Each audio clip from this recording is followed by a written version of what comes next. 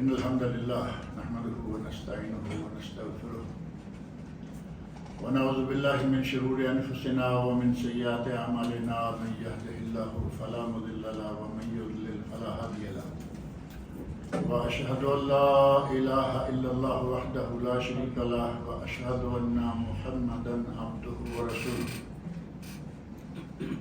أما بعد فإن خير الحديث كتاب الله وخير الهدي هدي محمد صلى الله عليه وسلم وشر الأمور محدثاتها وكل محدثات بدعة وكل بدعة ضلالة وكل ضلالة في النار رب اشرح لي صدري ويسر لي أمري واحلل عقدة من لساني يفقهوا قولي رب أعوذ بك من همزات الشياطين وأعوذ بك رب أن يحضرون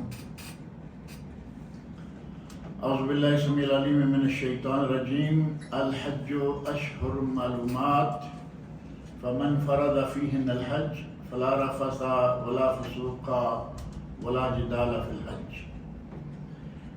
وقال الله تبارك وتعالى ولله على الناس حج البيت من استطاع إليه سبيلا ومن كفر فإن الله غني عن العالمين وقال الله تبارك وتعالى وأتم الحج والعمرة لله اللہ رب العزت نے ہمیں جن انگنت انعامات سے نواز رکھا ہے ان میں سے ہی ایک یہ ہے کہ ہم گناہگار ہیں اور اللہ غفور بلکہ غفار ہے، بہت ہی بخشنے والا ہے۔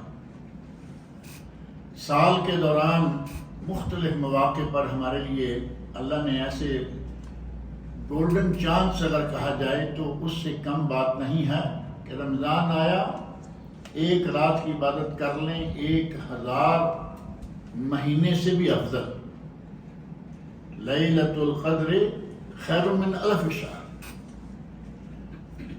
اور کوئی موسم اشہر حرم کا موسم، حرمت والے مہینے، نیک کام کرو عام مہینوں کی نسبت افضل، اور کوئی موسم حج جو کہ آج کل چل رہا ہے، اور اس موسم میں جو سب سے بڑا عمل مسلمان سر انجام دیتے ہیں وہ حج اور عمرہ ہے۔ حج کے فضائل، حج کی برکات اور ثمرات گزشتہ درس میں شروع میں نے کچھ ذکر کر دیے تھے، لہذا انہیں دہرانے کی ضرورت نہیں ہے، وہ انشاءاللہ تعالیٰ ریکارڈڈ بھی آپ کو مل جائے گا، بلکہ پہنچ گیا ہونا چاہیے۔ اور جہاں تک تعلق ہے اس حج کے اسلام کا رکن ہونے اور اس کے فرض ہونے کا، تو قرآن کریم میں اللہ نے فرمایا وَلِلَّهِ عَلَى النَّاسِ حِجُّ الْبَيْتِ مَنِ اسْتَطَاعَ إِلَيْهِ سَبِيلًا۔ جو شخص بیت اللہ تک پہنچنے کی استطاعت رکھتا ہے وہ اس کا حج کرے۔ مَنِ اسْتَطَاعَ إِلَيْهِ سَبِيلًا وَمَنْ كَفَرَ، اور جو انکار کرے، استطاعت ہونے کے باوجود حج کے لیے نہ نکلے، فَإِنَّ اللَّهَ غَنِيٌّ عَنِ الْعَالَمِينَ، اللہ سارے جہانوں سے غنی ہے، بے نیاز ہے، اسے کسی کی کوئی پرواہ نہیں۔ اہل علم نے یہ بات لکھی ہے اور خود نبی اکرم صلی اللہ علیہ وسلم ارشاد فرماتے ہیں کہ اگر پوری کائنات دنیا کے سب سے نیک ترین انسان جیسی ہو جائے اللہ کو کوئی فائدہ نہیں، اور اگر پوری کائنات دنیا کے بدترین انسان جیسی ہو جائے تو اللہ کا کوئی نقصان نہیں۔ غنی، وہ بے نیاز ہے۔ اگر ہم عبادات سر انجام دیتے ہیں تو یہ ہمارے لیے ہیں، اللہ کے لیے نہیں، فائدہ ہمارا ہے۔ عبادت ہم اللہ کے لیے کرتے ہیں لیکن اس پہ فائدہ ہمارا ہوتا ہے۔ اللہ رب العزت نے جن لوگوں کو یہ موقع مہیا فرمایا ہے، اللہ رب العزت انہیں سنت کے مطابق حج کرنے کی توفیق عطا فرمائے۔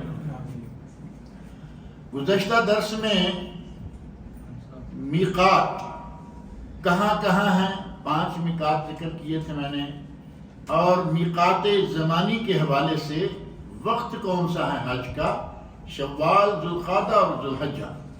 الحج اشہر معلومات، اللہ رب العزت نے اتنا ہی کہا کہ حج کے مہینے معلوم ہیں، اور نبی اکرم صلی اللہ علیہ وسلم نے ان کو مقرر فرما دیا کہ یہ ذوالقعدہ، شوال، ذوالقعدہ اور ذوالحجہ ہے۔ کئی لوگ بڑی ڈھینگے مارتے ہیں، ابھی قریب ہی ایک صاحب کا میسج آیا کہ قرآن کریم کو قرآن کریم سے ہی سمجھا جائے، باہر کسی چیز کی ضرورت نہیں ہے۔ آپ بتائیے کہ کیا ایسا ممکن ہے؟ اسی آیت کو لے لیں، الحج اشہر معلومات، حج کے مہینے معلوم ہیں، کون سے ہیں؟ جب تک حدیث رسول نہیں پڑھیں گے پتہ نہیں چلے گا۔ اور فرمایا ان عدت الشہور عند اللہ 12 شہرا فی کتاب اللہ یوم خلق السماوات والارض، جب سے اللہ نے زمین و آسمان بنائے ہیں سال کے مہینوں کی تعداد 12 ہے، منہا 4 حرم، ان میں سے 4 حرمت والے ہیں۔ اگر نبی اکرم صلی اللہ علیہ وسلم کی حدیث نہیں پڑھیں گے تو کون بتائے گا کہ 4 حرمت والے مہینے کون سے؟ اقیم الصلاۃ وآتوا الزکاۃ قرآن کریم میں بہت دفعہ آیا، لیکن نماز کب پڑھنی ہے، کیا پڑھنا ہے، رکعت میں کیا کرنا ہے، کوئی معلوم نہیں کر سکتا جب تک وہ نبی اکرم صلی اللہ علیہ وسلم کی حدیث کو ساتھ نہیں لگائے۔ یہی وجہ ہے کہ بعض کبار محدثین نے کہا کہ قرآن اور سنت کو 2 نہ کہو، قرآن اور سنت اصلاً ایک ہے۔ قرآن نبی اکرم صلی اللہ علیہ وسلم اس کی جو تفسیر بیان کریں گے وہ صحیح ترین تفسیر ہوگی۔ ایک آدمی اپنے دماغ کی ٹھکریاں ادھر سے ادھر ملا ملا کے لوگوں کو بہکاتا رہتا ہے، ایسے لوگ آپ کو معلوم ہے آج بہت ہیں۔ نبی اکرم صلی اللہ علیہ وسلم نے ہمیں بتا دیا کہ حج کے مہینے یہ ہیں، اور اس میقات زمانی کے علاوہ میقات مکانی 5، اور 5 میں سے ذکر کر کے میں نے یہ اشارہ دیا تھا کہ ہمارے لیے طائف میں قرن المنازل جو تاریخی نام ہے، اور آج اس کا نام ہے سیل الکبیر۔ یہاں سے جاتے ہوئے وہاں سے احرام باندھنا ہے، اور اگر کوئی جہاز میں جاتا ہے تو گھر سے وہ احرام کی چادریں باندھ لے۔ جس وقت جہاز میں اعلان ہو کہ ہم فلاں وقت میقات کے اوپر سے گزریں گے، اس وقت اللہم لبیک عمرہ نیت کر لے گا، تمتع والا عمرے کی، اور قران والا۔ اب وہ تو جہاز میں کیسے ہوگا؟ یا تو نیچے سے گاڑیاں اس کی بکرے لے کے جا رہی ہوں گی تو ٹھیک ہے، کیونکہ جب تک قربانی صاف نہ ہو قران نہیں کیا جا سکتا۔ قران والا اگر لے کے جاتا ہے جانور، اللہم لبیک حجن و عمرہ دونوں اکٹھے، اور افراد والا جو ہے وہ اللہم لبیک حجن، یہ تینوں کی الگ الگ نیت سمجھ لیں، آگے تلبیہ شروع ہو جائے گا۔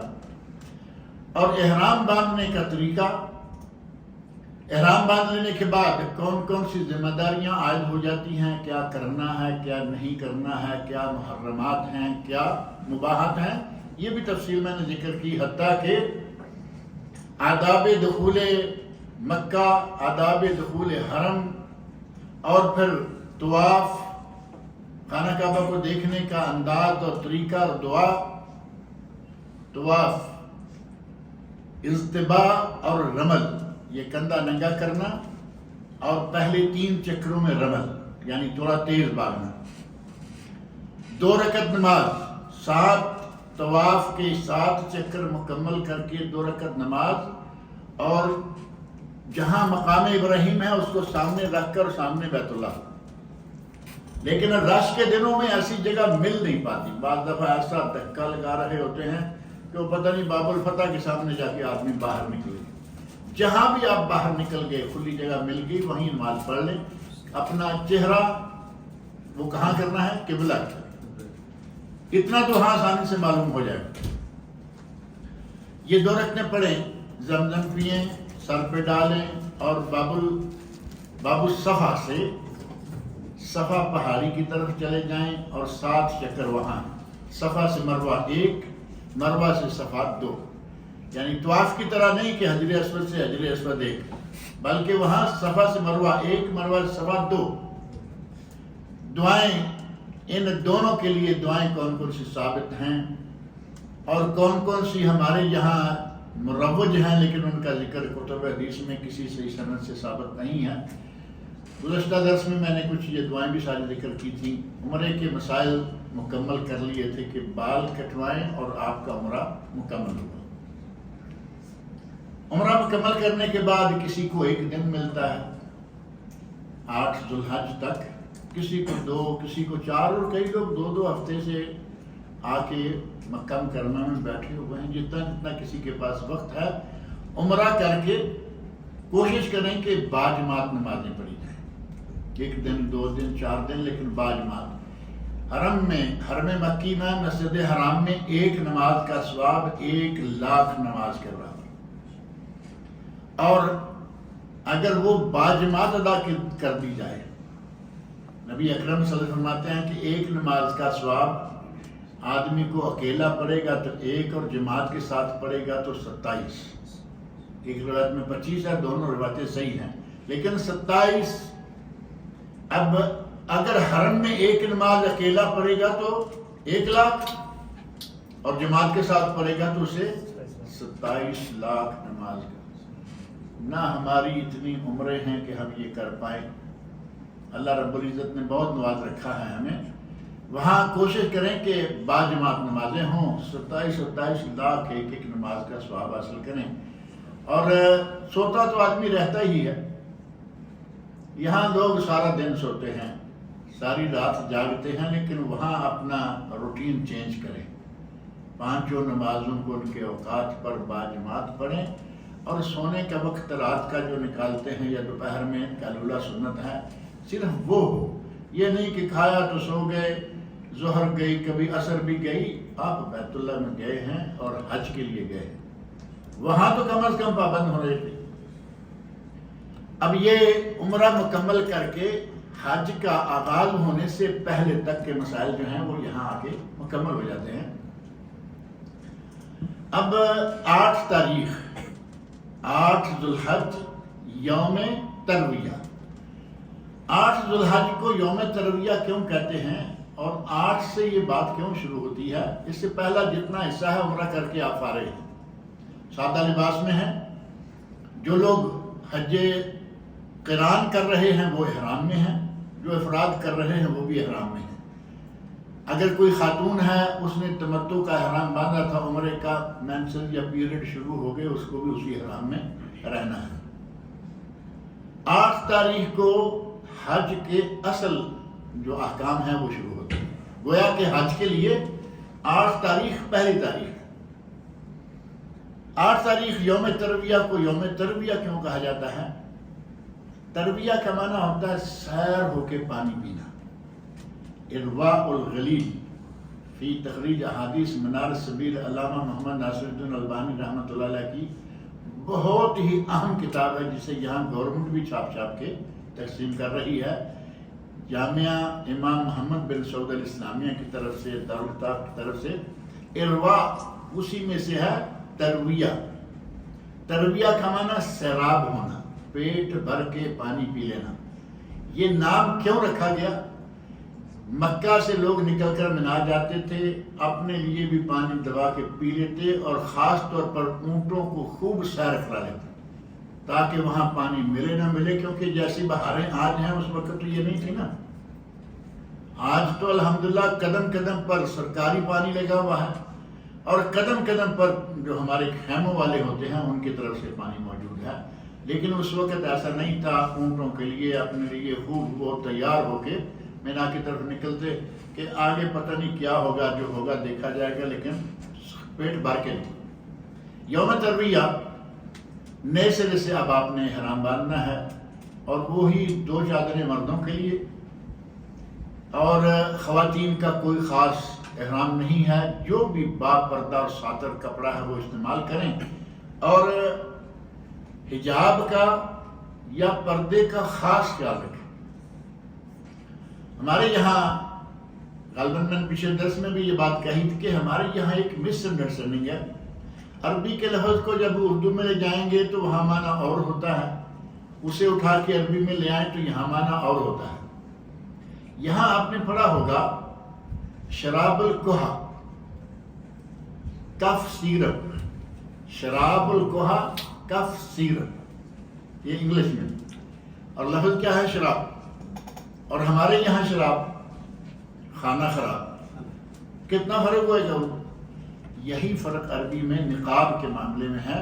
نقاب میں نے گزشتہ درس میں ذکر کیا تھا کہ یہاں ایک نوز پیس عرب عورتیں باندھتی ہیں، وہ نہیں باندھنا چاہیے، لیکن یہ اوپر والا نقاب یہ ہر عورت کو اس کا اہتمام کرنا چاہیے، کیونکہ نبی اکرم صلی اللہ علیہ وسلم کے ساتھ جن خواتین نے حج کیا انہوں نے یہ بیان دیے، اور صحیح اسناد کے ساتھ کتب حدیث میں موجود ہے کہ ہم ننگے منہ جا رہی ہوتی، نبی اکرم صلی اللہ علیہ وسلم ساتھ، جیسے ہی کوئی اجنبی لوگ یعنی غیر محرم لوگ سامنے آ جاتے، صدرت احدانا جلبابہا من راسہا علی وجہہا، تو ہم اپنے سر کا کپڑا گرا کر چہرے کا پردہ کر لیتے۔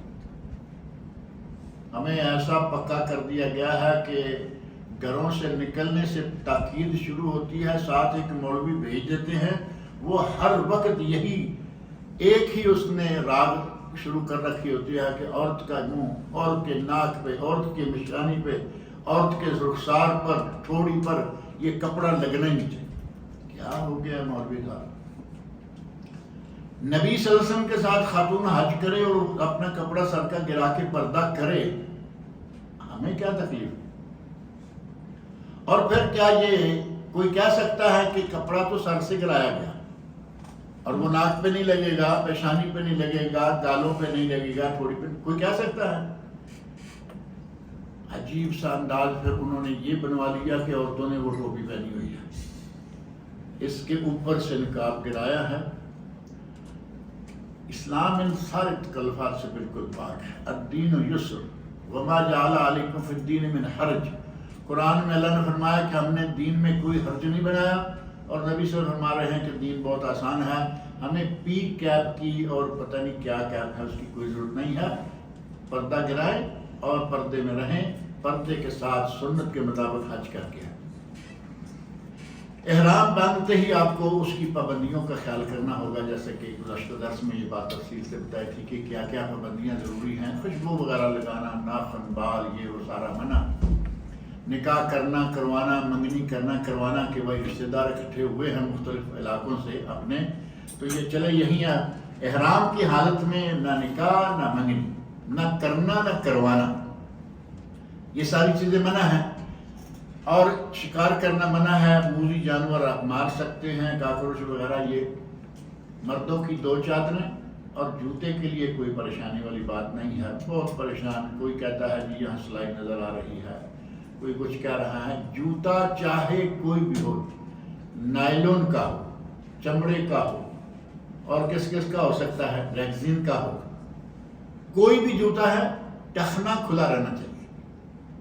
ٹخنا تو سمجھتے ہیں نا، پاؤں کے اور پنڈلی کے سینٹر میں جو دونوں طرف تھوڑی تھوڑی ہڈی ابھری ہوئی ہوتی ہے، یہ ٹخنے ہیں۔ اگر یہ ٹخنے ننگے ہیں تو اس کے نیچے جوتا چاہے کسی بھی قسم کا ہے جائز۔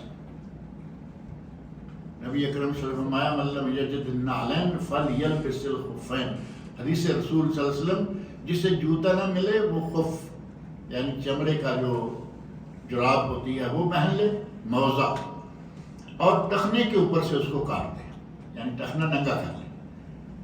لہذا اس میں کوئی پریشانی والی بات نہیں ہے، آپ کوئی بھی جوتا پہنے جائز ہے۔ خواتین کے لیے تو کوئی پابندی نہیں، خواتین ایک وہ نہیں باندھیں گی اور ایک وہ دستانہ، گلوز، یہ استعمال نہیں کر سکتی۔ اور مردوں کے لیے سر کا ڈھانپنا منع ہے، خواتین کے لیے منہ کا ننگا رکھنا منع ہے۔ اکیلی ہیں، کمرے میں ہے، صرف خواتین ہیں، ٹھیک ہے، منہ ننگا رکھیں، لیکن جہاں باہر گلی میں نکلے گی وہاں تو آج کل مکہ مدینہ کہیں بھی آپ جائیں، کیا ممکن ہے کہ کچھ جگہیں ایسی مل جائے ہمیں جہاں کوئی غیر نہ ہوں گے؟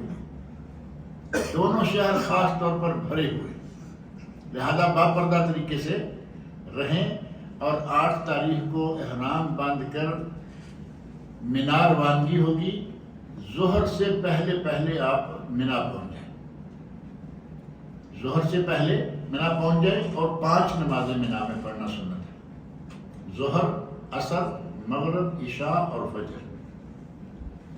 کسی وجہ سے کوئی لیٹ ہو گیا کوئی بات نہیں، لیکن بلا وجہ آدمی کہے کہ نہیں میں ذرا تھوڑا اور مکے میں، نبی صلی اللہ علیہ وسلم نے مکہ سے احرام باندھا اور آپ منا روانہ ہو گئے۔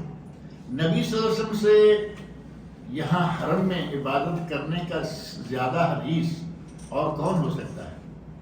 لیکن آپ نے ظہر وہاں جا کے پڑھی، سنت یہ ہے کہ ظہر جا کے وہاں پڑھیں، اور یہ 5 نمازیں وہاں پڑھیں گے، 5 اوقات میں بر وقت باجماعت، لیکن قصر، جمع نہیں ہوگی، قصر ہوگی۔ قصر کے معاملے میں ہمارے لوگ، جیسے میں نے پہلے کہا نا کہ بڑی پابندی کے ساتھ اپنے لوگوں کو لے کے آتے ہیں ساتھ، کہ بھائی دیکھو پردہ، چہرے پہ کپڑا نہیں لگنا چاہیے، اور پھر ساتھ ہی یہ بڑی سختی ہوتی ہے کہ ہر نماز اس کے وقت پر اور ہر نماز پوری، جبکہ نبی اکرم صلی اللہ علیہ وسلم نے یہاں قصر پڑھی، منا میں قصر پڑھی، آپ نے جا کے عرفات میں قصر پڑھی، آپ نے مزدلفہ میں قصر پڑھی، پھر آئے تو منا میں قصر پڑھتے رہے۔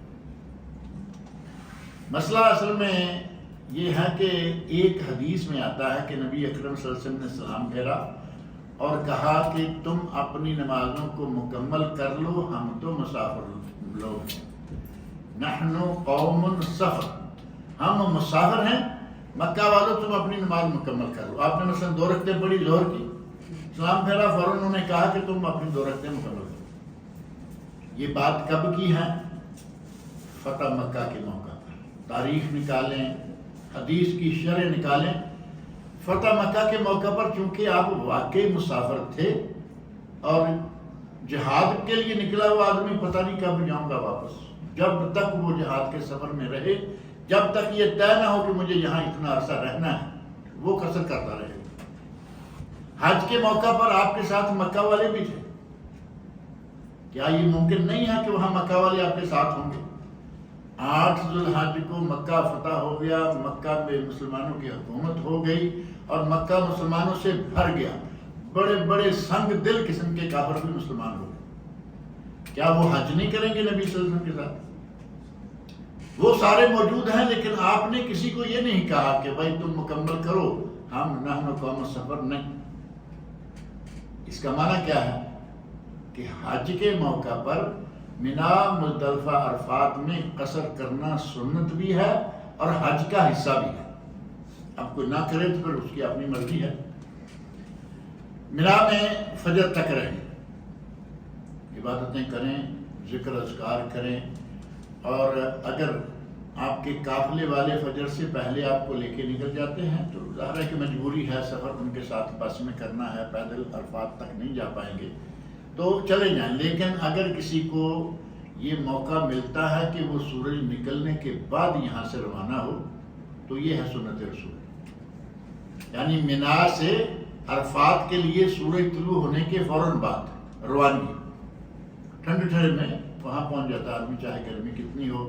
لیکن آج کل بسوں کی وجہ سے گرمی بھی زور ہو جاتی ہے، اوپر سورج ہے، نیچے بسیں ساری کی ساری اپنا پٹرول چلا رہی ہیں، ان کے درمیان سے نکلنا تھوڑا مشکل ہوتا ہے۔ لیکن ہم نے کئی مرتبہ یہ بات سنی، اسی طرح جیسے آج میں ذکر کر رہا ہوں، کہ اگر موقع ملے تھوڑی سی ہمت کر لیں، پیدل چلے جائیں اور سنت کے مطابق سورج نکلنے پر پہنچ روانہ۔ اور کئی لوگوں نے بتایا کہ ہم نے وہی کیا، بسیں چھوڑ دیں، پیدل۔ اگر ہمت ہے تو یہ کر لے، نہیں تو ظاہر ہے کہ بسوں میں بیٹھیں، جب وہ سحری کے وقت آدھی رات کے بعد شروع ہو جاتا ہے لبیک اللہم لبیک، بسوں والے لے کے جانا شروع ہو۔ شاید پچھلے درس میں نے یہ بات ذکر کی تھی کہ ہم نے کئی مرتبہ فجر وہاں جا کے پڑھی، بسوں والے آئے لے کے، جائز، اللہ تعالیٰ قبول فرمائے۔ اب آپ 9 تاریخ، 8 تاریخ مکمل ہو گئی فجر تک، اور یوم ترفیہ مکمل ہوا، اب روانگی ہے آپ کی عرفات میں۔ عرفات میں پہنچیں گے، فجر کو پہنچ گئے، سورج نکلے پہنچے، ظہر تک پہنچنا ہی پہنچنا ہے۔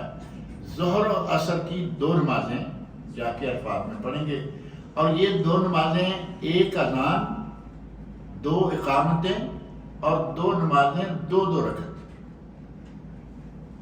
ہے نا، بالکل ایک دم سیٹ بنا ہوا۔ ایک اذان، 2 اقامتیں، 2 نمازیں، 2 رکعتیں، دونوں ایک وقت میں، اور وہ وقت ہوگا ظہر کا۔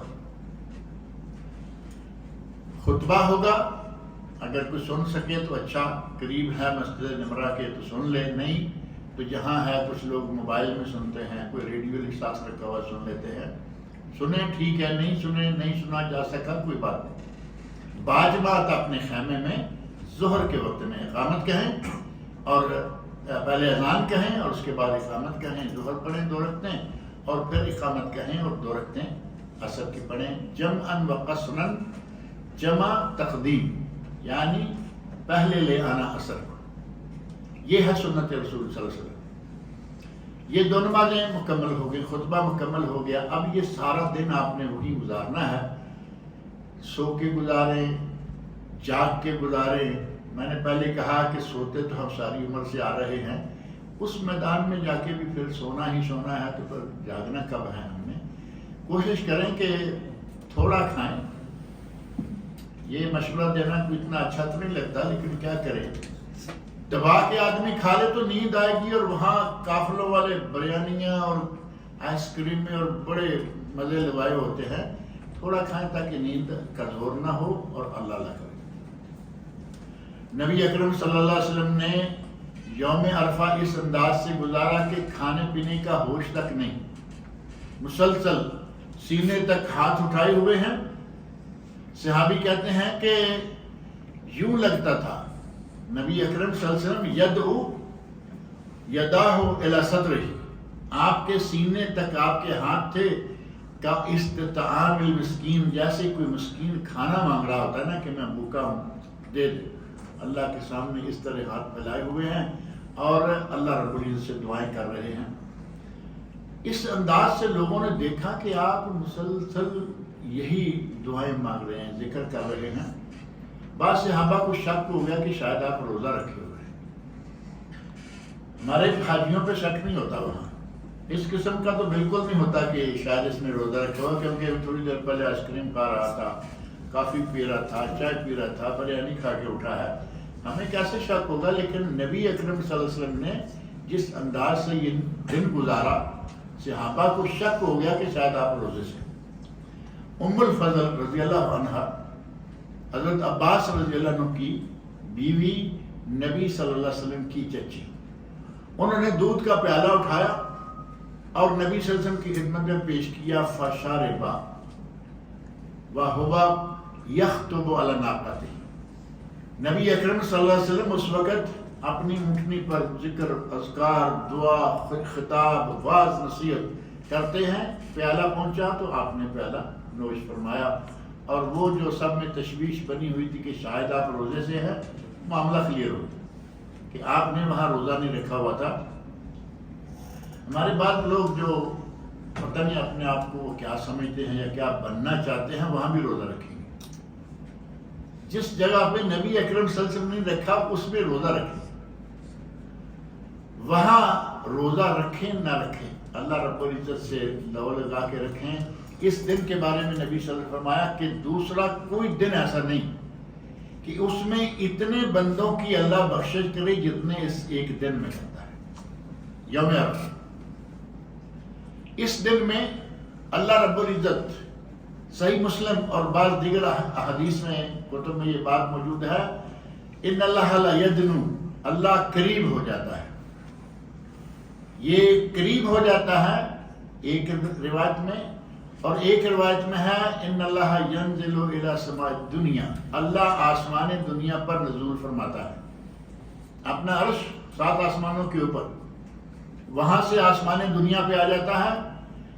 وَيُبَاهِي بِهِمُ الْمَلَائِكَةُ، اپنے بندوں کو عرفات میں اکٹھے ذکر اذکار کرتے دیکھتے ہوئے فرشتوں پہ کہتا ہے کہ دیکھو، اتونی شوسن غبرا زاجین من کل فج عمیق، دیکھو یہ لوگ میرا ذکر کرتے ہوئے دنیا کے کونے کونے سے کیسے غبار آلود ہوئے، پراگندہ حال ہوئے، ایک جگہ آ کے اکٹھے ہوئے۔ فرشتوں کے سامنے اللہ یہ فخریہ کہہ رہا ہے اپنے بندوں پر، اور پھر ساتھ ہی اس حدیث میں جس میں ہے کہ آسمانی دنیا پر اللہ نزول فرماتا ہے، اس حدیث میں یہ الفاظ میں ہے اشہدکم، اے فرشتوں میں تمہیں گواہ بناتا ہوں، انی قد غفرت لہم، میں نے ان سارے لوگوں کو بخش دیا جو حجاج کرام وہاں موجود ہیں۔ اللہ رب العزت تم سب کو جتنے بھی گناہ کیے ہیں اللہ فرما رہا ہے کہ میں نے اس کو بخش دیا۔ گویا کہ حاجی کے لیے اس دن ایک نیا ٹکٹ ایشو ہو جاتا ہے۔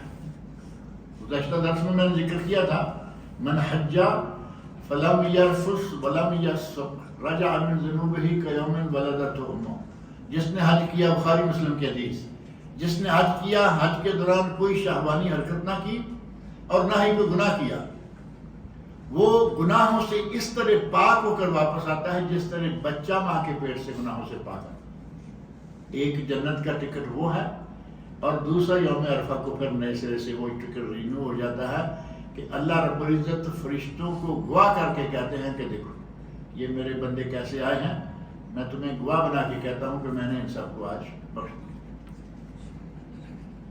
جو لوگ وہاں عرفات میں کام کر رہے ہوتے ہیں، حج نہیں کر رہے، وہ روزہ رکھیں، ان کے لیے 2 سال کے گناہوں کا کفارہ ہوگا۔ لیکن جو حاجی ہیں، احرام کی حالت میں ہیں، نبی صلی اللہ علیہ وسلم کی سنت نہیں ہے کہ وہ روزہ رکھیں، دعائیں مانگیں اللہ رب العزت سے۔ اللہ رب العزت اس دن بہت قریب ہے۔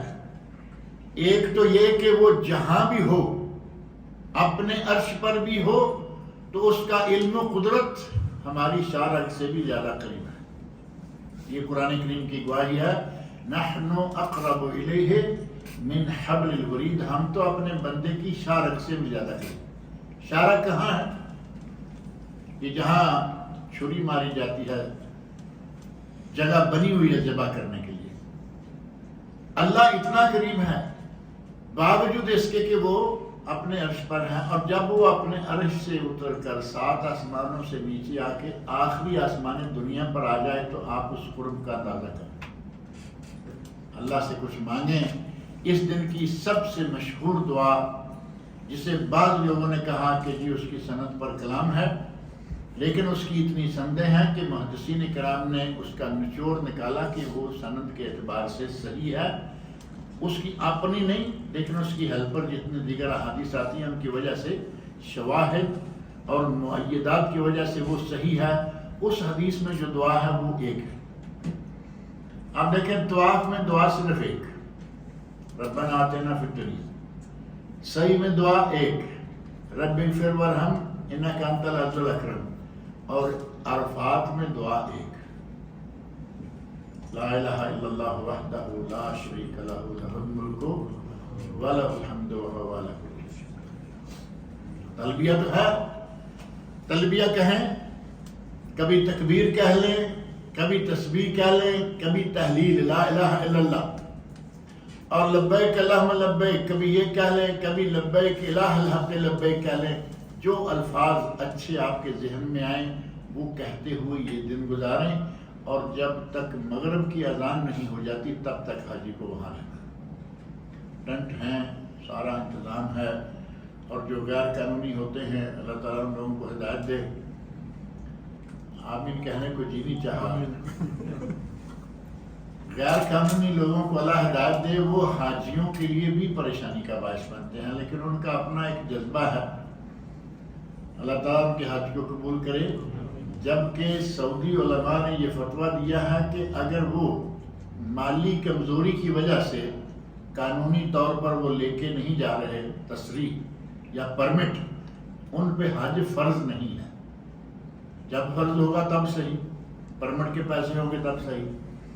لیکن بہرحال یہ کہ وہاں مغرب تک رکیے، اور مغرب کی اذان ہوگی مسجد نمرہ میں، آواز آئے گی اذان کی ریڈیو میں، ادھر ادھر مکہ کی جتنی اذانیں ہیں، اس وقت وہاں سے بسیں جو ہیں وہ روانہ ہوتی ہیں مزدلفہ کی طرف، اور یہ مغرب سے لے کے آدھی رات تک سے پہلے عموماً بسیں پہنچ جاتی ہیں، اور وہاں جا کے مغرب اور عشاء دونوں نمازوں کو، ایک اذان، 2 اقامتیں، 2 نمازیں، 3 فرض مغرب کے اور 2 فرض عشاء کے، یہ وہاں پڑھنے ہیں۔ سنت رسول یہ ہے، اور اس کے بعد نبی اکرم صلی اللہ علیہ وسلم سو گئے۔ کتب حدیث میں ہے کہ نبی صلی اللہ علیہ وسلم نے ہمیشہ تہجد کی نماز پڑھی، وتر پڑھے، سفر میں بھی حضر میں بھی، لیکن اس رات آپ نے تہجد بھی نہیں پڑھی۔ اور ہم دیکھتے ہیں اپنے بھائیوں کو، جیسے وہ عرفات میں روزہ رکھے ہوئے ہوتے ہیں، مزدلفہ میں وہ رات کو تہجد بھی پڑھ رہے ہوتے ہیں۔ نبی اکرم صلی اللہ علیہ وسلم نے نہیں پڑھی، ہم ان سے آگے بڑھنے کی کوشش پتہ نہیں کس شکل میں کرتے ہیں۔ آپ آ کے سو گئے، اول وقت میں اٹھے، فجر کی اذان کہلوائی اور فجر کی نماز پڑھی۔ اور یہاں مزدلفہ میں پہاڑی ہے اور عرفات میں پہاڑی ہے۔ عرفات والی جبل رحمت، نبی صلی اللہ علیہ وسلم اس کے اوپر نہیں چڑھے، کوئی اوپر چڑھنا سنت نہیں ہے کہیں بھی، پورے عرفات میں جہاں بھی کہیں جگہ مل جائے ٹھیک ہے، کہیں جبل رحمت کے قریب ہے، قریب ہو کے جا کے دعا مانگ لیں، لیکن اوپر چڑھنا نہ سنت نہ فرض نہ کچھ۔ وہ جو ہمارا شوق ہوتا ہے نا کہ پیچھے وہ پلر آ جائے جبل رحمت کا اور میرا ایک ذرا کیا بناتے ہیں سیلفی بن جائے اس پلر کے ساتھ، ہم اس چکر میں وہ سارے دھکے کھا رہے ہیں۔ کوئی ضرورت نہیں ہے۔ نبی صرف فرماتے ہیں وقف تو ہونا، نبی صلی اللہ علیہ وسلم کہاں کھڑے ہوئے ہیں؟ یہ وہ پہاڑی ہے، یہاں بیت اللہ ہے، یہاں پہاڑی کے جو چاروں طرف راستہ بنا ہوا ہے سارے گھومنے والوں کے لیے، اس کی باہر والی پتھر کی سلوں پہ آپ کی اٹھنی کے اگلے پاؤں ہے۔ صحابہ کرام نے ایسا مکمل نقشہ کھینچا ہوا ہے کہ ایسے لگتا ہے کہ جیسے اٹھنی کے پاؤں نظر آ رہے ہیں کہ وہ پتھر کی سلوں پر ہیں، اگلے پاؤں۔ اور آپ نے یہی سارا ٹائم زیادہ تر وقت گزارا ہے اور فرمایا وقف تو ہاہنا وعرف کلھا موقف، میں نے تو یہاں وقوف کیا ہے لیکن یہ پورا میدان عرفات جو ہے یہ سارے کا سارا موقف ہے۔ اسی طرح دوسری پہاڑی جو ہے وہ فجر کے بعد مشعر الحرام ہے جو کہ مزدلفہ میں ہے، اور اس کا ذکر قرآن کریم میں موجود ہے۔ فَإِذَا أَفَضْتُم مِّنْ عَرَفَاتٍ فَاذْكُرُوا اللَّهَ عِندَ الْمَشْعَرِ الْحَرَامِ، جب تم عرفات سے واپس آؤ، مزدلفہ میں آ کے رکو تو یہاں مشعر الحرام کے پاس اللہ کا ذکر کرو۔ فَاذْكُرُوا اللَّهَ كَمَا هَدَاكُمْ، اس طرح ذکر کرو جس طرح کہ اللہ نے تمہیں ہدایت دی ہے۔ اور یہاں ذکر کرنے کے لیے آپ کوشش کریں پہاڑی پر چڑھنے کی، جیسے جبل رحمت والی بات ہے وہ یہاں بھی ہے۔ نبی صلی اللہ علیہ وسلم چلے گئے، پہاڑی کو سامنے رکھا، سامنے قبلہ رکھا، اور سورج طلوع ہونے کے تھوڑا پہلے تک آپ وہاں دعا ذکر کرتے رہے۔ اگر کسی کو ایسا موقع مل جاتا ہے فابقہ، اور اگر ایسا موقع نہیں ملتا، رش ہے جہاں کہیں ہیں آپ، سارا مزدلفہ جو ہے نبی صلی اللہ علیہ وسلم فرماتے ہیں کہ کہیں بھی رک جاؤ یہ مزدلفہ ہے اور وہ وقوف صحیح۔ آدھی رات مزدلفہ والی، آدھی رات کے بعد اگر کمزور لوگ، خواتین، بعض پریگننٹ عورتیں ہوتی ہیں، بعض چھوٹے بچے والی ہوتی ہیں، کوئی بوڑھا آدمی ہے، آدھی رات کے بعد اگر یہ مینا جانا چاہیں اپنے ٹینٹ میں تو جا سکتے ہیں، اس سے پہلے نہیں۔ حضرت ابن عباس فرماتے ہیں کہ مجھے نبی صلی اللہ علیہ وسلم نے اپنے گھر کی کمزور لوگوں میں آدھی رات کے بعد روانہ کر دیا تھا۔ مینا چلے جائیں لیکن یہ جاتے راستے میں کنکر مار کے نہ جائیں، یہ 10 تاریخ ہوگی نا وہاں جانے کے لیے۔ لوگ کیا کرتے ہیں کہ مینا سے نکلے، جمرہ کبریٰ یا عقبہ جسے بڑا شیطان بھی کہتے ہیں، اس کو جاتے ہوئے 7 کنکریاں بھی مار کے فارغ ہو کے چلے گئے۔ حضرت ابن عباس فرماتے ہیں کہ نبی صلی اللہ علیہ وسلم نے جب ہمیں روانہ کیا، میں سواری پر سوار تھا، میری ران پر آپ نے تھپ تھپاتے ہوئے کہا عبیدیہ، اے میرے منع بیٹے، لا ترم الجمرۃ حتی تطلع الشمس، جب تک سورج نہ نکل آئے تب تک جمرے پر کنکریاں نہیں مارنی، چلے جاؤ مینا میں جا کے آرام کرو، سورج اگے گا تو کنکری۔ ہمارے تو خیر آج کل رات بھی آپ کو معلوم ہے ساری رات فجر کیا دن کیا، کوئی سنت کی پابندی بڑی مشکل ہو چکی ہے، کچھ ضرورتیں، مجبوریاں اور کچھ لاپرواہیاں۔ یہاں آپ نے فجر کی نماز پڑھی ہے، لوگ جا کے سونے سے پہلے، نماز پڑھنے سے پہلے کنکریاں چن رہے ہوتے ہیں، جبکہ نبی صلی اللہ علیہ وسلم نے فجر کی نماز کے بعد ذکر اذکار کر کے نکلتے وقت کہا کہ میرے لیے 7 کنکریاں پکڑو، یہاں سے لے لیں جائز ہے، اور اگر یہاں سے نہیں لیتے مینا سے کنکریاں لے سکتے ہیں، کوئی حرج نہیں۔ اور آج کل تو بڑا اچھا ہو گیا ہے، جیسے کھانے پارسل مل رہے ہیں تو کنکریاں بھی پارسل ملنا شروع ہو گئی۔ ہم نے دیکھا ہوگا وہ پیکٹ بنے ہوئے ہیں، 10-20 ریال میں پیکٹ مل رہا ہے، وہ لے لیں۔ آپ کو تو اس نے کنکری کہا ہے، مینا کی کنکری، بسم اللہ کر کے لے ماریں، آپ کا حج انشاءاللہ صحیح رہے گا۔ لہذا اس میں پریشان ہونے والی کوئی بات نہیں ہے کہ وہ اپنی نماز بھی لیٹ کریں، جماعت بھی ترک کر لیں، کنکریاں ڈھونڈ رہے ہیں، پھر 7 کنکریاں لے لیں کافی ہے، وہاں سے 70 لے کے نکلیں گے۔ اب ظاہر ہے کہ نماز تو خواہ جماعت جائے گی۔ یہاں سے سورج نکلنے سے تھوڑا پہلے نبی اکرم صلی اللہ علیہ وسلم روانہ ہو گئے تھے، اور یہاں سے روانہ ہونے کے ساتھ ہی آگے تھوڑا چلنے کے بعد وادی محسر آتی ہے۔ وادی محسر کا ذکر تو سنا ہوگا، الم تری کیف، یہ جو سورۃ الفیل ہے نا، اس سورۃ الفیل میں جس عذاب کا ذکر ہے، ہاتھیوں کو تباہ کیا، لشکر کو اللہ نے تباہ کیا، وہ یہی وادی تھی، وادی محسر، جہاں اللہ نے کسی قوم پر عذاب نازل کیا ہے، نبی صلی اللہ علیہ وسلم کا ارشاد ہے کہ وہاں سے تیز نکل جاؤ، اور ہم نے اپنی آنکھوں سے وادی محسر میں سوئے ہوئے لوگوں کو دیکھا، احرام باندھا ہوا ہے اور وہاں سوئے ہوئے، اور یہ کیوں سوئے ہیں وہاں جا کے، کیا مجبوری کیا بنی ہے ان کو؟ کوشش یہ ہے کہ مزدلفہ میں کہیں ایسی جگہ جا کے سوئیں کہ صبح اٹھیں تو قریب ہی مینا ہو، جبکہ وادی محسر ہے بھی مزدلفہ کے باہر، تو ان نے رات کہاں گزاری؟ نہیں، تھوڑا بہت جو گزرتے ہوئے اس کو وادی یہاں مزدلفہ سے گزرتے ہوئے جو وقت لگا ہے اس کا وہی لگا ہے، ورنہ وہ جا کے سویا بھی باہر۔ اللہ تعالیٰ ایسے لوگوں کا حج قبول کرے۔ لاپرواہی کی کوئی حد ہوتی ہے، وہاں باقاعدہ بورڈ لگے ہوئے ہیں بڑے بڑے، بدایت محسر، نہایت محسر، اینڈ آف محسر، اسٹارٹ آف محسر۔ اب یہ آدمی چاہے کہ میں نہ ادھر دیکھوں نہ ادھر دیکھوں، میں اپنی دھن میں چلا جاؤں، اللہ اللہ کرتے جائیں، لیکن وہاں کوشش کریں، پوچھ لیں، خود نہیں پتہ چلا کسی سے پوچھ لیں کہ کہیں ایسا نہ ہو کہ رات جا کے محسر میں گزار لیں۔ رات مزدلفہ میں نکلتے ہوئے محسر سے تھوڑی سی، نبی اکرم صلی اللہ علیہ وسلم جب وہاں پہنچے تو حدیث میں الفاظ ہیں فَحَرَّقَ قَلِيلًا، نبی صلی اللہ علیہ وسلم نے اپنی اونٹنی کی نکیل کھینچی ہوئی تھی، وہاں پہنچے تو نکیل چھوڑ کر ذرا تھوڑا سا اونٹنی کو تیز کر دیا۔ یہ ہے سنت، سونا کہاں اور آہستہ چلنا کہاں، سنت یہ ہے کہ وہاں سے تیز نکلے۔ وہاں سے آپ روانہ ہوئے، مینا پہنچے۔ اب یہ کون سی تاریخ ہے؟ 10 تاریخ، 10 ذو الحج، 8 یوم ترویہ، 9 یوم عرفہ اور 10 یوم نحر۔ اس کو یوم نحر بھی کہتے ہیں اور اس کو یوم العید بھی کہتے ہیں، اور یہی ہے یوم الحج الاکبر۔ یوم الحج الاکبر یہ عید والا دن ہے۔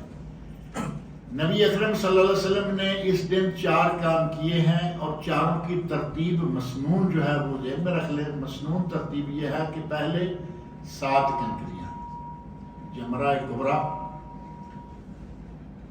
کچھ عرصہ آپ نے بھی شاید کسی نے دیکھا ہوگا، بہت عرصہ پہلے کی بات ہے، کچھ نہیں، وہاں باقاعدہ لکھا ہوا ہوتا تھا بڑا شیطان، جمرہ عقبہ عربی میں، بڑا شیطان اردو میں، اور فارسی میں لکھا ہوا تھا شیطان بزرگ۔ چونکہ فارسی کا لفظ ہے بزرگ، تو جو جانتے تھے تھوڑے بہت فارسی، ان کے لیے تو بڑا عجیب ہو جاتا تھا کہ یہ کیا ہوا، شیطان بزرگ، وہ بڑا شیطان، یہ بڑا جمرہ۔ ابھی وہ آہستہ آہستہ وہ شیطان بزرگ والا تو انہوں نے نکال دیا ہے، باقی موجود ہیں عربی کا، انگلش کا، اردو کا۔ یہاں 7 کنکریاں مارنی ہیں، دائیں طرف مینا ہوگا، بائیں طرف حرم ہوگا، یہاں آپ کھڑے ہو کے 7 کنکریاں، ایک ایک کنکری، اور ہر کنکری کے ساتھ اللہ اکبر، کنکری ماریں گے اللہ اکبر، دوسری تیسری۔ اور اگر آپ کے ساتھ کچھ کمزور لوگ ہیں، آپ نے کسی کی طرف سے کنکریاں مارنی ہیں، تو ظاہر ہے کہ 7 آپ کی اور 2-4 لوگ اگر ہوئے تو آپ کی کافی ساری کنکریاں ہو گئی، اور ایک ایک کر کے وہ کتنا وقت لگے گا، کتنا رش ہے.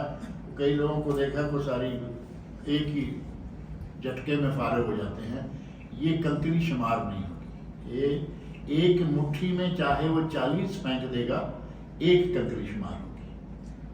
لہذا یہ خیال رکھیں، خاص طور پہ جن کے ساتھ دوسرے لوگ ہیں، وکیل بن کے جو مارتے ہیں، بچوں کا وکیل، بیوی کا وکیل، ماں کا، باپ کا، بزرگ کسی کا، اپنی سب سے پہلے ساتھ اپنی ماریں ایک ایک کر کے، پھر اس کے بعد باقی کی طرف سے باری باری، یہ فلاں کی ساتھ ہیں، فلاں کی ساتھ ہیں، ہر کنکری کے ساتھ اللہ. پہلا کام نبی اکرم صلی اللہ علیہ وسلم نے 10 تاریخ کو یہ کیا. اور دوسرا کام آپ نے ذبح و نحر کا، قربانی. نحر اونٹ کو کیا جاتا ہے، اور ذبح گائے اور چھوٹے جانور جو ہیں ان کو کیا جاتا ہے. نبی اکرم صلی اللہ علیہ وسلم نے اس موقع پر 100 اونٹ قربان کیا تھا. آپ اندازہ کریں کہ 100 اونٹ اگر گھر کی قربانی ہو تو 1000 گھر کی طرف سے، 1000 گھر کی طرف سے 100 اونٹ ہوتا ہے. گائے ہو تو 7 گھروں میں، اونٹ ہو تو 10. اور اگر حاجیوں کی قربانی شمار کریں تو تب بھی 700 حاجیوں کی طرف سے وہ کافی تھی، کیونکہ حج میں اونٹ بھی 7 اور گائے بھی 7. گھروں میں گائے 7 اور اونٹ 10. نبی اکرم صلی اللہ علیہ وسلم کی حدیث میں موجود. آپ نے 100 اونٹ ذبح کیا، اور جانور اگر ممکن ہو تو اپنے ہاتھ سے ذبح کریں. نبی صلی اللہ علیہ وسلم نے 63 اونٹ اپنے ہاتھ سے نہر کیے. ہمت بھی چاہیے نا اس کے لیے. 63 اونٹ، اور پھر چھری پکڑا دی حضرت علی رضی اللہ عنہ کہ باقی تم کر دو. اور وہ جو باقی تھے وہ حضرت علی رضی اللہ عنہ یمن سے لائے تھے. اب جو تم لائے ہو تم کر دو، جو میں لایا تھا میں نے ذبح کر دیے. اپنے ہاتھ سے قربانی ذبح کریں. عورتوں کو بھی اجازت ہے کہ وہ اپنے ہاتھ سے ذبح کریں. ہمارے یہاں جو دیگر بہت سارے مسائل ہیں الٹے سیدھے کیے ہوئے، ان میں سے ایک یہ بھی ہے کہ عورت کا ذبیحہ جائز نہیں. کہیں گے یہ اور قربانی نہیں کر سکتی. حضرت ابو موسیٰ اشعری رضی اللہ عنہ صحابی ہیں، وہ اپنی بیٹیوں کو تاکید کیا کرتے تھے کہ اپنی قربانی کا جانور اپنے ہاتھ سے ذبح کریں. چمڑی کوئی اتارے، گوشت کوئی بنائے، لیکن ذبح کرنے کے لیے چھری خود چلاؤ. اور یہ تو ہوا حضرت ابو موسیٰ اشعری رضی اللہ عنہ صحابی. نبی صلی اللہ علیہ وسلم کے عہد مبارک میں ایک لڑکی بکریاں چلا رہی تھی، اور بھیڑیا آیا، ایک بکری کو چیر پھاڑ کے چلا گیا، لیکن بکری زندہ اس نے پکڑ لی، پہنچ گئی، زندہ پہنچی. جان ابھی بکری زندہ ہے. تیز دھار کی کوئی پتھر کی سل لی. جو لوگ بکریاں چلاتے ہیں ان کو سارے طریقے بھی آتے ہیں. چھری نہیں ملی، تیز دھار کی پتھر کی سل لی اور اس کو بسم اللہ اللہ اکبر ذبح کر لیا. بات نبی صلی اللہ علیہ وسلم تک آئی. آج کے مفتی تک آتی تو کہتے کہ بس گوشت پھینک دو، عورت کا ذبیحہ ہے. نبی اکرم صلی اللہ علیہ وسلم نے اس کو منع قرار نہیں دیا. عورت کا ذبیحہ شرعاً جائز ہے، حلال ہے. عورت اپنے جانور خود ذبح کر سکتی ہے. اور بعض دفعہ ایسا بھی ہوا ہے کہ میاں بیوی دونوں ہیں، اور مینا میں چونکہ ذبح جہاں مذبح ہے وہاں ذبح خانہ، وہاں بہت رش ہوتا ہے. ایک مرتبہ امارات سے، متحدہ عرب امارات سے 2 حاجی آئے، میاں بیوی ہمارے ساتھ تھے کاروان میں پورے میں. میں بہت عرصہ وہاں دبئی سے رہ کے آیا. تو وہ بی بی ضد کرنے لگی کہ سنت ہے اور میں اپنے ہاتھ سے ذبح کروں گی، اور رش میں جا کے وہاں گم ہوئی. پھر سارا دن گھوم، پڑھی لکھی تھی، گھوم پھر یہ وہ پریشان ہو کے آخر شام کو وہ پہنچ گئی. لیکن اسے پتہ چل گیا کہ ضد کا کیا نتیجہ نکلتا ہے. آسانی سے کہیں ایسی جگہ ملتی ہے ضرور ذبح کر لیں، لیکن یہ کہ نہیں میں ہی کروں گی ہر حال میں، یہ نہ ہو.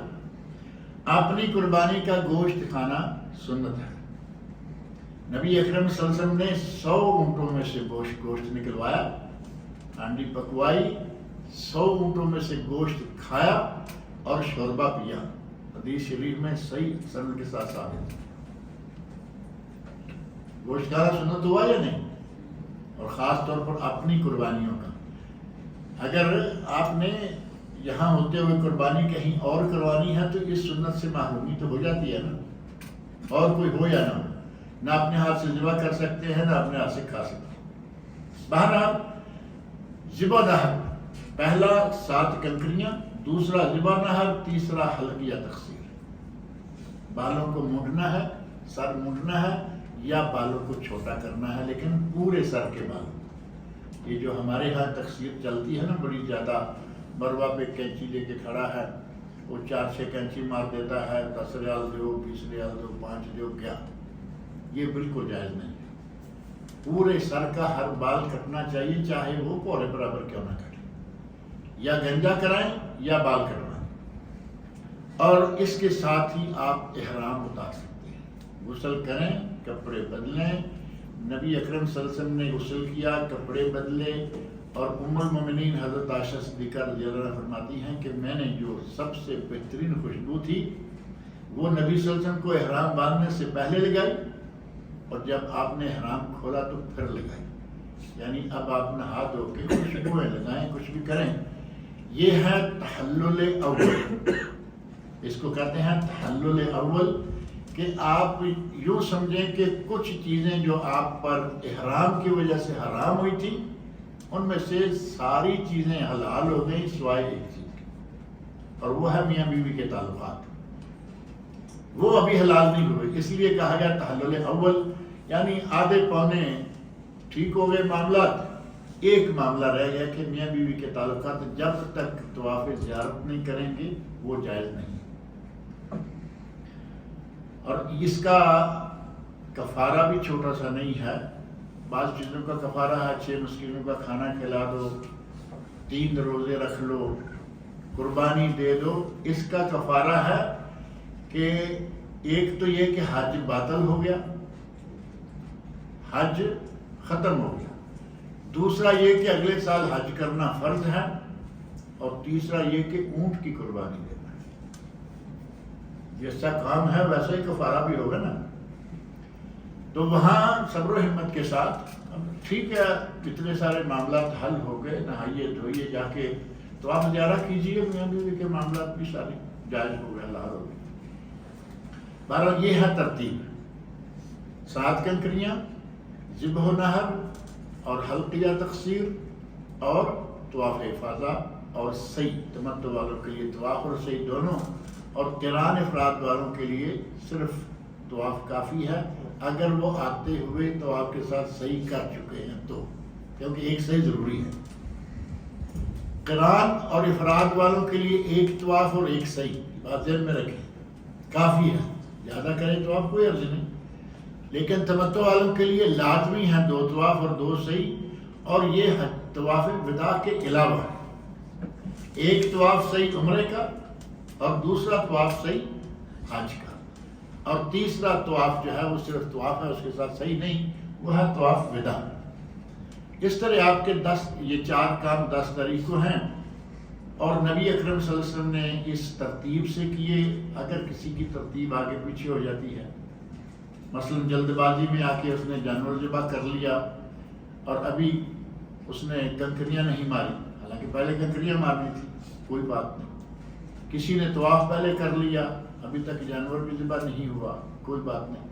ان 4 کاموں میں سے نبی صلی اللہ علیہ وسلم کے سامنے جو آیا، جس نے جو کہا، آپ نے فرمایا لا حرج، لا حرج، جو کر لیا ہے ٹھیک ہے، اسے اگلا کرو، یعنی 4 کام پورے کرو، آگے پیچھے ہو گئے ہیں کوئی حرج نہیں۔ سنت پر اگر ترتیب سے کریں گے تو اچھا ہے، اگر ترتیب کسی وجہ سے خراب ہو جاتی ہے، بعض دفعہ جاتے جاتے لوگ کہتے ہیں یار جانور تو ہمارا ذبح ہو چکا ہوگا، بال کاٹتے رہیں گے، لگے ہاتھوں قریب آئے ہوئے ہیں، جمرہ کبریٰ جو ہے حرم کے بالکل قریب ہے، آپ کے علم میں ہوگی نا یہ بات، حرم کے قریب ترین ہے جمرہ کبریٰ، قریب آئے ہوئے ہیں، چلے طواف بھی کر کے جائیں، کوئی بات نہیں، اگر ایسا ہے تو کر لیں۔ لیکن اگر بسوں وسوں کا یہ وہ کا انتظام ہے، قافلہ والے لے کے آئیں گے، تو پھر بہتر ہے کہ کنکریاں ماریں جائیں، اور ذبح نحر غسل کر کے پسینے وغیرہ نکال کے خوشبو وغیرہ لگا کے پھر آ کے طواف زیارت کریں۔ اس طرح آپ کی یہ 10 تاریخ کی مصروفیات ہیں، اور آپ ہیں 10 تاریخ کو کہاں؟ منا میں ہیں، اور یہاں منا میں پھر اب نمازوں کا مسئلہ آ جائے گا۔ کہ ہر نماز اس کے وقت پر باجماعت لیکن قصر، بر وقت باجماعت قصر، 2 رکعتیں 4 والی کی، 3 مغرب کی اور فجر کی 2 فرض اور 2 سنتیں۔ وطر پڑھنا بھی جائز ہے، اور سنتیں نبی صلی اللہ علیہ وسلم نے فجر کی سنتیں نہ کبھی سفر میں چھوڑی تھی نہ کبھی حضر میں، یہاں سنتیں بھی پڑھ لیں یہ 2 اور وطر بھی پڑھ لیں۔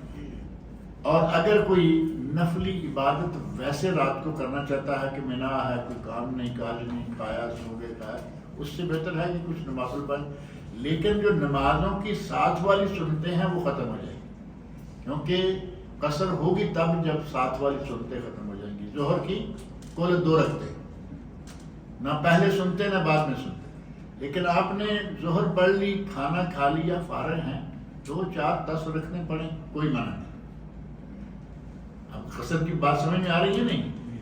جو نماز کی ساتھ والی سنتیں ہیں فجر کے سوا سب سنتیں ختم ہو جائیں گی، اور وطر رہیں گے وہاں بھی سنتیں ختم ہو جائیں گی۔ یہاں آپ نے اب 10 تاریخ کے آگے 3 یا 2 دن گزارنے ہیں، جنہیں ایام تشریق کہا جاتا ہے۔ ایام تشریق، تشریق کیوں کہتے ہیں؟ اشراق کا معنی ہوتا ہے سورج کا چمکنا، اشراق سے ہی تشریق بھی ہے۔ ان دنوں میں عرب لوگ جانور ذبح کر کے گوشت سکھانے کے لیے پہاڑیوں پر، پتھروں پر، سلوں پر وہ ڈال دیتے تھے، اس گوشت کی بڑی چمک ہوتی تھی، تو یہ ایام تشریق تھے، چمکدار گوشت کی چمک کے ساتھ چمکنے والے تھے۔ ایام تشریق میں 5 نمازیں اپنی جگہ پہ، اور جائز یہ ہے کہ دن کے وقت کوئی جا کے طواف، نفل طواف کر کے آ جائے۔ اب طواف زیارت کر لیا، صحیح کر لی، آگے نبی اکرم صلی اللہ علیہ وسلم دن کو جا کے طواف کر لیا کرتے تھے، لیکن آپ نے یہ اگلی جو 2 راتیں ہیں 11 اور 12، یہ 2 راتیں لازماً مینا میں گزارنی ہیں۔ بعض لوگ تھوڑی ٹائم ٹیبل میں غلطی کر کے پریشان ہو جاتے ہیں، مکہ میں گئے طواف میں پھنس گئے اور فجر تک یا دن چڑھے تک واپس ہی نہیں آ سکے، ان پہ دم واجب ہو جائے، کیونکہ رات وہاں گزارنا واجب ہے۔ لہٰذا جب بھی آپ نکلیں طواف کے لیے، مکہ جانے کے لیے، بالکل صحیح ٹائم ٹیبل سیٹ کر کے نکلیں، کیونکہ رش میں کتنا وقت لگے گا، بہتر ہے کہ ظہر کے آگے پیچھے نکلیں تاکہ عشاء تک کم از کم آپ واپس آ سکیں۔ اس طرح آپ نے یہاں ان دنوں میں نمازوں کا، ذکر اذکار کا یہ سارا سلسلہ رکھیں گے، اور جب چاہیں جا کے طواف کر کے آ جائیں، لیکن راتیں یہاں لازمی ہیں، یہ واجب ہے، اور واجب ترک کرنے پر دم ہے۔ واجب ترک کرنے پر وہ کھانا کھلانا یا روزے رکھنا نہیں، دم ہے۔ اب جس کو دم دینا ہے وہ مکہ میں بیٹھا رہے، اور اگر سنت پہ عمل کرنا ہے، دم سے بچنا ہے، تو مینا میں آ کے راتیں گزاریں۔ آپ نے 11 اور 12 2 راتیں گزار لی، آپ کا جی چاہے تو مکہ چلے جائیں، فارغ ہوئے، لیکن مغرب سے پہلے نکلنا ضروری ہے، یہ بات ذہن میں رکھیں۔ اگر مینا میں ہوتے ہوئے مغرب ہو گئی تو اب آپ کو یہاں رکنا ہوگا۔ حدیث میں آتا ہے کہ وہ اب 13 تاریخ کی رمی کر کے جائے گا، لہذا تیاری اگر کرنی ہے تو 12 کی رمی کریں، دن ہوتے ہوتے مینا کو چھوڑ جائیں۔ مکہ میں آ گئے، شہر میں آ گئے، اپنے ہوٹل میں آ گئے، نمازیں پڑھیں، اللہ کریں، اور جب آپ کا یہاں سے نکلنے کا ارادہ ہو، مکہ کو چھوڑنے کا، یعنی اپنے واپس آنا ہے یا اپنے مدینہ جانا ہے، کئی لوگ پہلے مدینہ سے ہو لیتے ہیں، کئی لوگ بعد میں ہوتے ہیں، کئی لوگ نہیں جاتے مدینہ، یہاں کے لوگ خاص طور پر، کیونکہ یہ حج کرتے رہتے ہیں، مدینہ جاتے آتے رہتے ہیں، تو اگر وہ واپس آنا چاہتے ہیں مکہ چھوڑنے سے پہلے 1 2 3 گھنٹے کے اندر اندر وہ طواف وداع کریں گے۔ طواف وداع واجب ہے۔ اگر کوئی عورت سارے معاملات مکمل کر چکی اور اسے پیریڈ شروع ہو جائیں تو اسے نبی صلی اللہ علیہ وسلم نے معاف کیا، فرمایا کہ وہ طواف کیے بغیر نکل آئے، لیکن اس کا شوہر بھی ساتھ اسی طرح نکل آتا ہے تو اس پہ دم واجب ہو جائے، کیونکہ اسے تو پیریڈ نہیں آتے نا۔ لہذا ضرورت کے وقت اسلام نے بہت آسانیاں دی ہیں۔ خواتین کو دیکھیں کہ ایک بندہ چھوڑ کے آ گیا تو دم دے، بکرا ذبح کرے 500 700 800 ریال کا، اور عورت کو کہا کہ جائے اسے معاف کرو۔ یہ اسلام کی آسانیاں ہیں۔ بہرحال اگر آپ نے یہاں سے نکلنا ہے، خرید و فروخت یہ وہ کر لی، روانہ ہو جائیں۔ مکہ سے جو سب سے بہترین تحفہ آپ ساتھ لے سکتے ہیں وہ ہے زمزم۔ لوگ تحفے لیتے ہیں وہاں سے، تسبیح خرید رہے ہیں بنڈل کے حساب سے، تسبیح وہ دانے ہیں، وہ جا کے بانٹنے ہیں، لوگوں کو پتہ چلے کہ حاجی صاحب آج کر کے آئے ہیں، بھئی یہ میں نے مکہ سے لی ہے، دوسرا کہہ رہا ہے کہ یہ میں نے مدینہ سے لی ہے، یہ رات کو جگتی ہے۔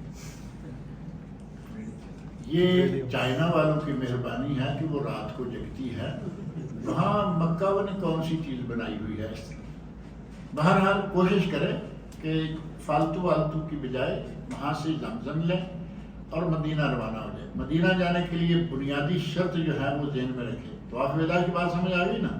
حج مکمل ہو گیا الحمدللہ۔ حج سارے کا سارا مکہ میں مکمل ہوتا ہے، مدینہ منورہ میں حج کا کوئی تعلق نہیں۔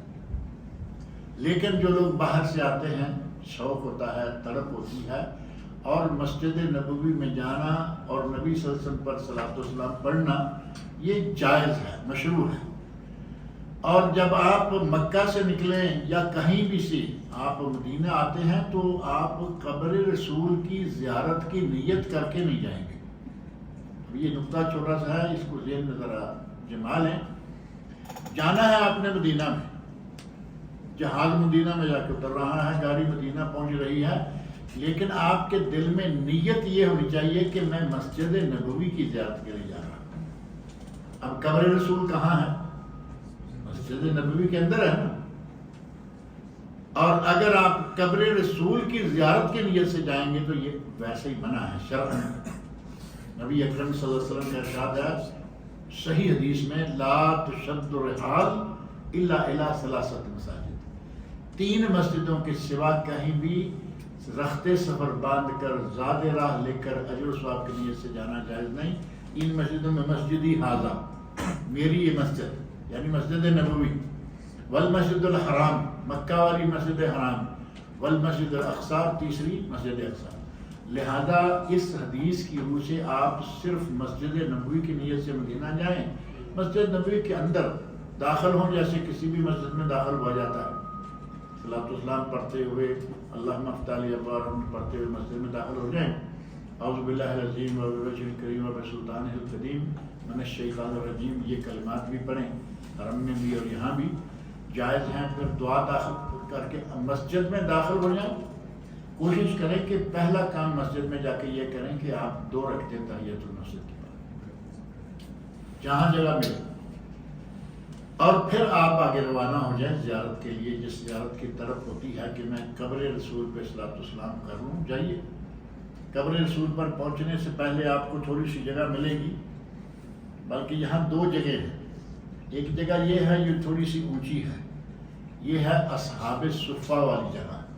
اصحاب صفہ سنا ہوگا نا، جو صحابہ مسجد میں ہی رہتے تھے، ان کی جگہ یہاں ہے۔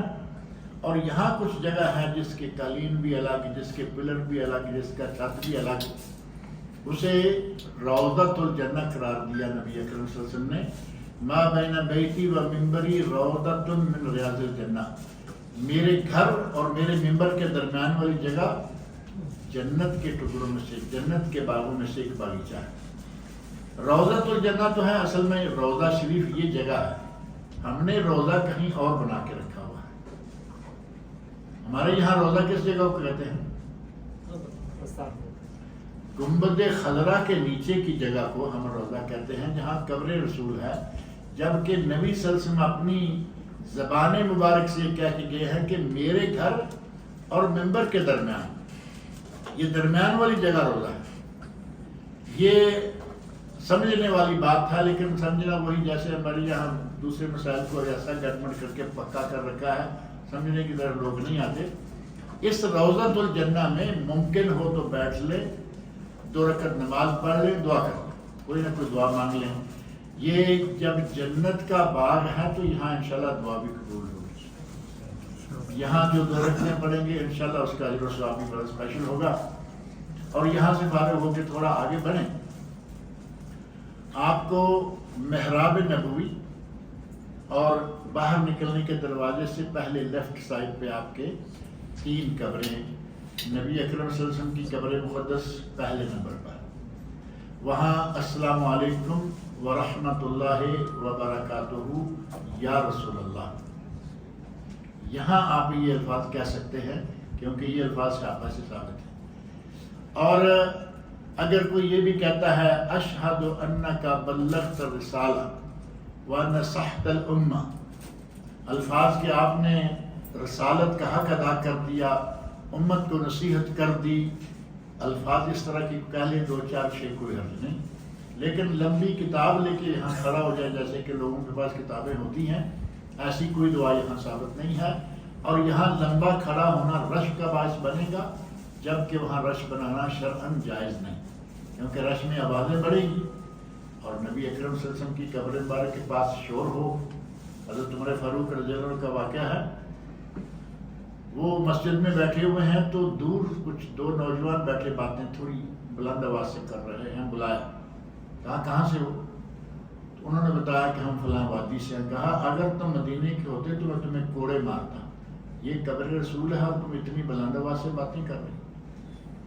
صحابہ کرام کے دلوں میں اتنا احترام تھا، اور ہم جا کے وہاں دعا کے چکر میں لوگ دھکے مار رہے ہیں تو چیخ شکار شروع ہو جاتی ہے، اس سے بچیں، کیونکہ لا ترفعوا اصواتکم فوق رسول اللہ صلی اللہ علیہ وسلم، یہ سورۃ الحجرات میں موجود ہے کہ نبی صلی اللہ علیہ وسلم کی آواز سے اپنی آواز بلند نہ کرو، اور یہ حکم زندگی میں بھی ہے اور آپ کی وفات کے بعد قبر رسول کا بھی وہ ادب ہے۔ لہٰذا یہاں مختصر سی دعا کریں، نکل جائیں، السلام علیکم ورحمۃ اللہ یا رسول اللہ، السلام علیکم ورحمۃ اللہ وبرکاتہ یا ابو بکر الصدیق، السلام علیکم ورحمۃ اللہ وبرکاتہ یا عمر الفاروق یا عمر بن الخطاب۔ حضرت عبداللہ بن عمر رضی اللہ عنہما وہ یہاں سے گزرتے ہوئے یہ سلام کیا کرتے تھے، السلام علیکم ورحمۃ اللہ وبرکاتہ یا رسول اللہ، السلام علیکم ورحمۃ اللہ وبرکاتہ یا ابو بکر صدیق، السلام علیکم ورحمۃ اللہ وبرکاتہ آباتی یا آباتی، یعنی یہاں وہ نام نہیں لے رہے کیونکہ ان کے والد ہیں، آباتی کا معنی ابا جان، السلام علیکم ورحمۃ اللہ وبرکاتہ ابا جان، تو ہمارے تو چونکہ ابا جان نہیں ہے نا، اس لیے ہم نے چاہے السلام علیکم ورحمۃ اللہ وبرکاتہ یا عمر الفاروق یا عمر بن الخطاب۔ یہاں سے آپ نکلے، اب مدینہ منورہ میں بہت زیادہ جگہ زیارتیں ہیں، لوگ لمبا گھماتے پھراتے ہیں، کوئی ضرورت نہیں ہے، آرام سے کہیں سے وضو کریں، اپنے گھر سے، مسجد سے، اور قبا جا کے ایک نماز پڑھ لیں، پورے عمرے کا ثواب۔ آپ یہاں سے روانہ ہوں گے اور شہدائے احد کی قبروں پر جا کے دعا کر لیں، دعا جو زیارت قبور کی دعا ہے، نبی صلی اللہ علیہ وسلم وہاں جایا کرتے تھے۔ جنت البقیع مسجد کے بالکل ساتھ ہے، مسجد نبی کے ساتھ جنت البقیع ہے، جو اصلاً بقیع الغرقد ہے، ہمارے پاکستانیوں نے نام اس کا جنت البقیع رکھا، پاکستانی نے لوگوں نے رکھا ہے، ورنہ اس کا نام ہے بقیع الغرقد۔ نبی اکرم صلی اللہ علیہ وسلم نے وہاں کی دعا جو ہے نا، السلام علیکم یا اہل القبور من المومنین، دعا کے آخر میں ہے اللہم اغفر لأہل البقیع الغرقد، جنت البقیع نہیں بولنا، کیونکہ اس جگہ کا نام بقیع الغرقد ہے۔ اور بقیع الغرقد نام کیوں رکھا گیا؟ وہاں وہ بوٹا یا وہ درخت جسے آج کل اسرائیل والے یہودی بدبخت اگا رہے ہیں اور پال رہے ہیں، وہ اس جگہ بہت زیادہ تھا، اس کا نام ہے الغرقد۔ تو بقیع الغرقد یعنی غرقد والی وہ جگہ، ہم نے غرقد نکالا اور جنت ڈال دیا، اسے جنت البقیع بنا لیا۔ بہرحال وہاں جائیں، دعا کریں، اندر جانے دیں تب بھی دعا کریں، اور اندر مومن وہ نہیں جانے دیتے، دیکھ لیتے ہیں شلوار قمیض والا دیکھ لیا، کہا یہ تو مٹی بھی اٹھا کے لے جائے گا، روک دیتے ہیں۔ لہذا جہاں موقع مل جائے چاروں طرف آپ دعا کریں اور سلام کریں۔ اور یہاں کا جو ہدیہ ہے وہ ہے اجوا، مکہ کا زمزم لیوا شرب لہو، جس نیت سے پیو اللہ پوری کرے گا۔ طعام طعم و شفاء السقم، وہ کھانے کے لیے کھانا اور بیمار کے لیے شفا، خیر ماء علی وجہ الارض، روئے زمین کا سب سے بہترین پانی نبی صلی اللہ علیہ وسلم پیتے تھے، سر پہ ڈالتے تھے، مریضوں پہ چھٹا مارتے تھے۔ آپ نے کبھی کسی سے کوئی مطالبہ نہیں کیا، لیکن زمزم کے لیے ایک صحابی کو باقاعدہ آپ نے پکی کر رکھی تھی کہ تم مکہ میں ہو، آتے جاتے کافروں کے ہاتھ میرے لیے زمزم بھیجا کرو۔ کتنی اہمیت ہے زمزم کی۔ تو یہ ابھی ملتا ہے مکہ میں اصلی اور خالص، وہاں سے یہ لے لیں، مدینہ سے عجوا لے لیں۔ عجوا کے بارے میں نبی اکرم صلی اللہ علیہ وسلم فرماتے ہیں من تصبح بسبع تمرات عجوا، جو آدمی صبح کے وقت 7 دانے عجوا کے کھا لے، لم یضرہ سم ولا سحر، اسے نہ زہر، سانپ بچھو کوئی اثر نہیں کرے گا، ولا سحر، جادو ٹونے تعویذ گنڈے کوئی چیز اس پہ اثر نہیں کرے گی۔ اتنی اہم کھجور ہے۔